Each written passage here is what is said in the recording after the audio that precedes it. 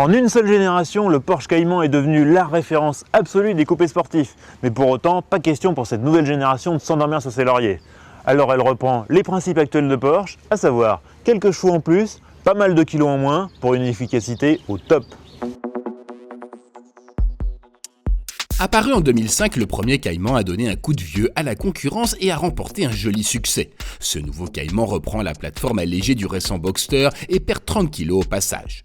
Côté style, il lorgne du côté de la 918 Spider avec des flancs creusés débouchant sur d'imposantes ouïes latérales.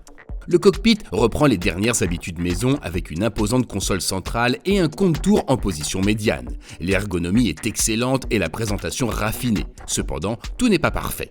Alors c'est vrai, dans l'habitacle on est très bien installé et la finition est au standard allemand, c'est-à-dire impeccable. Mais il y a quand même un détail qui cloche, c'est l'équipement de série. Pour avoir une dotation à peu près correcte, il faut largement se servir parmi les options. Pour vous dire, même le régulateur de vitesse, pourtant indispensable sur un avion pareil, est facturé en option, la modique somme de 385 €.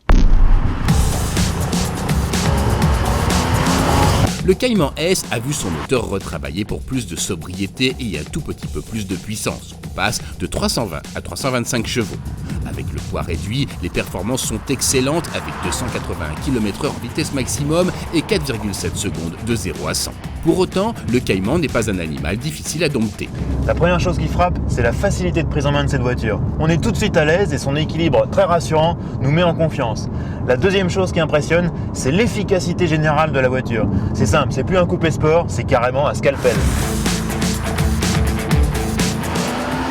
À l'attaque sur petite route, l'agilité du Cayman S épate. Les vitesses de passage en courbe sont très élevées, tandis que l'amortissement piloté PASM se joue des inégalités du revêtement. Autant dire que le Cayman S atteint très vite des allures que la morale républicaine réprouve. Bizarrement, il les atteint sans forcément vous le faire ressentir. L'insonorisation soignée et l'excellence du châssis contribuent à gommer l'impression de vitesse. Pour les sensations fortes, il existe heureusement un amusant accessoire.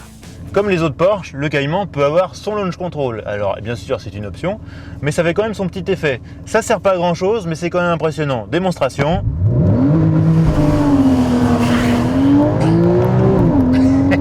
Ça marche bien. Plus que jamais, le Cayman S est un outil de précision. Cette deuxième génération améliore son efficacité tout en restant facile d'accès. Dommage que les options nombreuses et coûteuses viennent abusivement gonfler l'addition.